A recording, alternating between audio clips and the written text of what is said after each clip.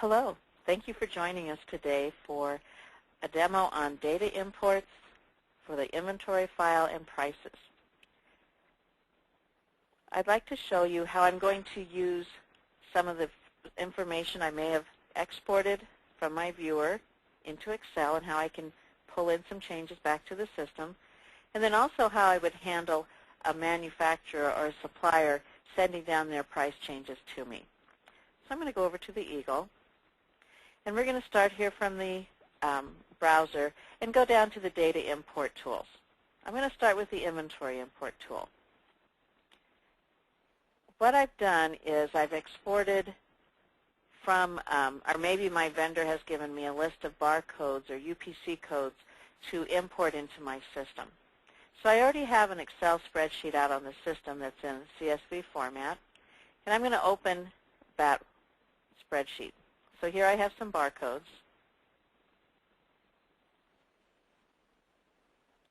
And here's the information, the raw information that I'm bringing in.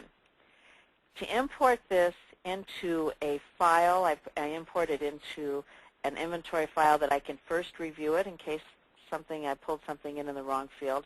I can review it and then finalize it to the system, or I could choose to instantly update it into the inventory record.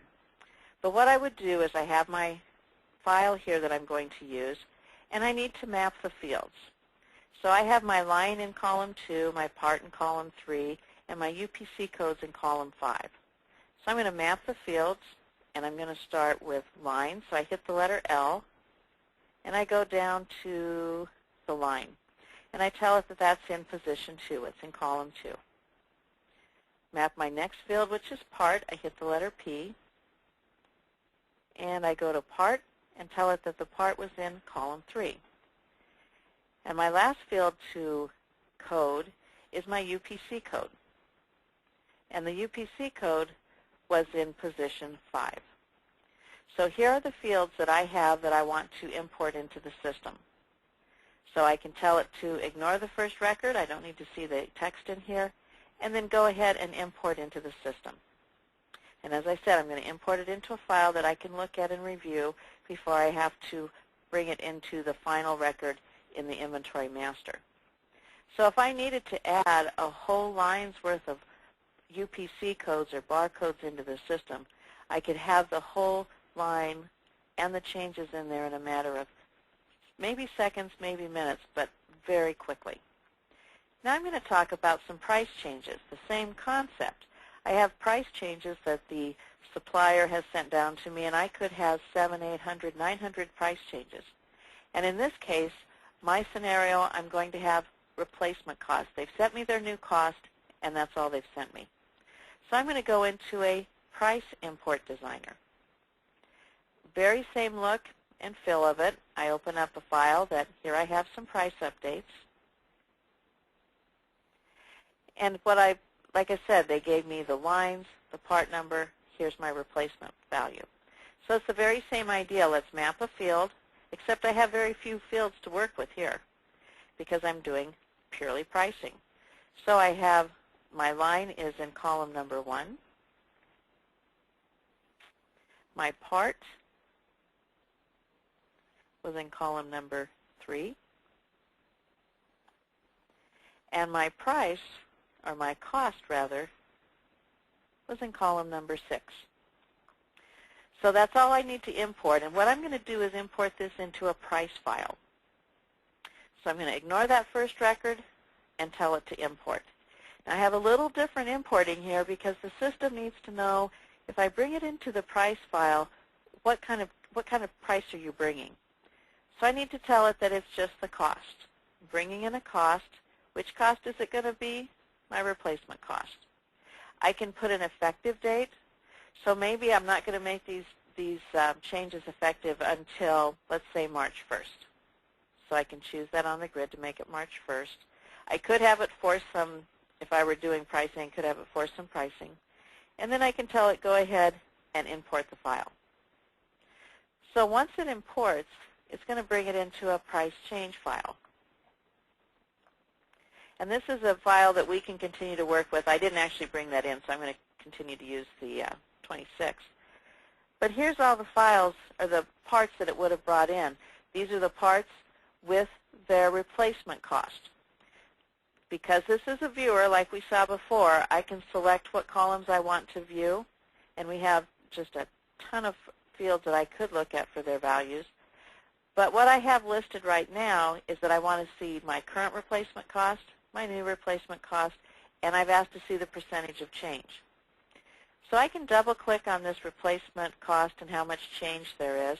And there are some of these that absolutely I'll go ahead and update to it and might even change some pricing. There may be some prices, if the prices have gone down, I may choose not to change any real customer pricing at all. I may leave them the same, but go ahead and update my replacement costs. Or I might say some of these changes are so minimal, you know what, I'm not even going to bother. That would be up to me. If I wanted to ignore one of these, I could click it and tell it to delete that particular row. So I can modify, make some changes. And now what I'd like to do is I do need to generate new prices. When I have new costs, I want to generate new prices. I've determined that I'm going to generate off of replacement cost. So here's a feature that we have that allows me to do that. I can get it to my miscellaneous pad, and I can look at price formulas. Now I have a price formula set up here that has already been set up. I don't need to redo this. It remembers it. And I can determine my pricing based on a line, based on a subline within the line, based on the popularity code in that subline or the line, even down to user codes. We have 20 user codes in the inventory record that you decide what it is about this item that deserves a coding of, let's say, 1 here in field 1D, so that I can say only those items that have a 1 in this position will get these price changes applied to them. So I can get I can cut up my files to really take advantage of variable pricing, because I may cherry pick some items that, to me, I want them to get a little more margin. And this allows me to tweak out a little bit so I can get some of those extra pennies. So as far as adding different formulas to the line, I can go in and I can add formulas based on gross profit percentage, markup, markdown, dollar-wise, up and down, and I can have it generate prices from an old existing price or from a new price that maybe is just coming in, and generate it also from a price field. And I can also use my price rounding. So I've got a price level already set up for Moog. And now that I have my replacement costs in here, I've got these changes, I'm going to use my miscellaneous again and say, go ahead and calculate my new prices. The only thing the supplier gave me was my cost. Now I'm going to go in and see what my pricing would be. So I'm going to use my price formulas, and it's effective for the 26th. Tell it to use my new values that are coming in. And that quickly, it's gone through to generate new prices for my price level 1, 2, 3, and so on.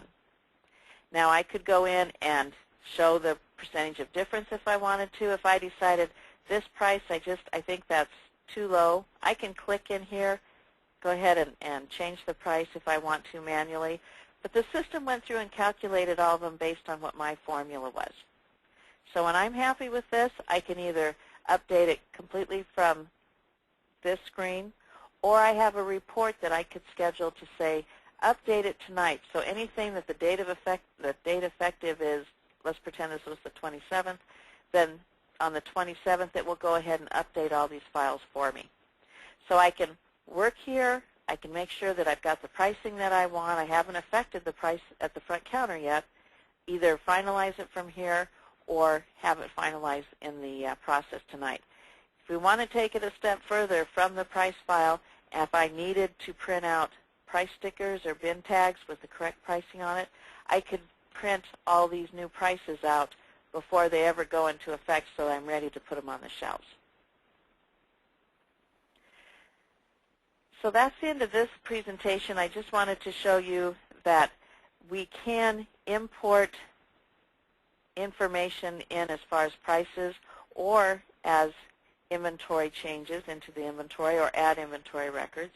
I can do it very quick, very easily from files supplied from the supplier or from files I've exported out of my inventory file and made particular changes to.